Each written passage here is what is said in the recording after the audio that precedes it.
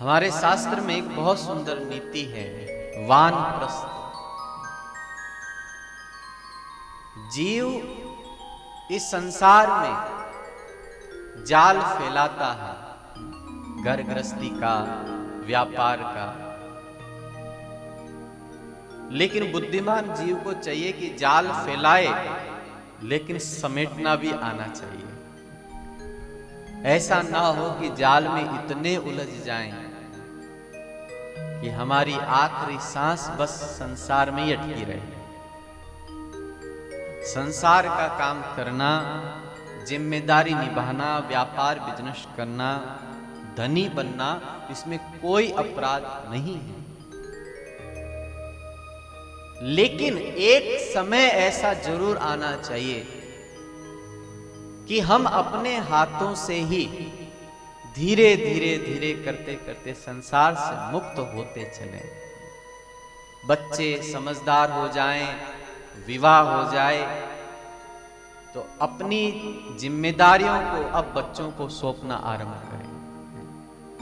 दुकान, मकान, जो भी है, परिवार में कुछ लेन देन, जो भी, बच्चों को धीरे धीरे सौंपें कि भाई तुम अब निभाओ।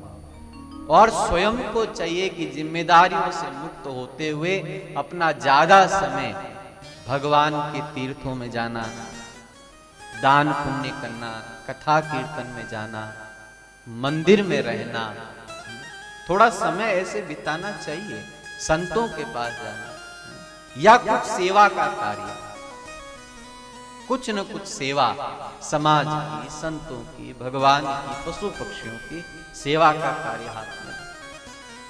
इससे क्या होगा कि व्यक्ति अपने हाथ से अगर संसार के भोगों को जब छोड़ेगा ना, तो उससे क्या होगा कि उसका मन जो है भोगों से विरक्त हो जाएगा, विरक्त। और बिना विरक्त हुए भगवान मिलते नहीं। अगर संसार में हमारा मन आसक्त है तो ठाकुर जी मिलेंगे नहीं। आसक्ति तो हटानी पड़ेगी, क्योंकि इस मन में या तो भगवान रह सकते हैं या संसार रह सकता है। आसक्ति तो हटानी पड़ेगी। और देखो, हम खुद नहीं छोड़ेंगे तो ये संसार एक दिन हमको छोड़ देगा। बुद्धिमानी है कि हम खुद ही छोड़ दें धीरे धीरे। बहुत होते हैं ना ऐसे कि शरीर असमर्थ हो गया,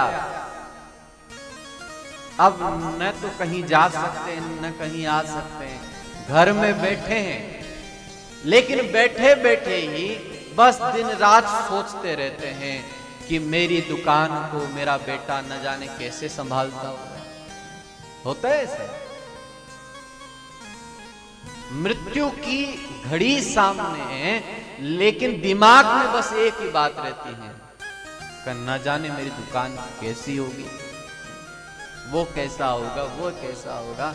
और इतना ये लोग फंसे रहते हैं संसार में कि अंतिम श्वास भी जब सामने हो ना, मरने ही वाला हो, और उस समय परिवार के लोग इनसे पूछते हैं कि बताइए आपकी अंतिम इच्छा क्या है, तो बस एक ही बात बोलेगा, पोते को देखना चाहता हूं। अरे भाई, क्या रखा है? कुछ भी नहीं, कुछ भी नहीं, जीरो है, जीरो, सब कुछ। समझदार बनना है, समय रहते ज्ञानी बनिए, वैरागी बनिए, समाज सेवी बनिए, थोड़ा दान पुण्य कीजिए।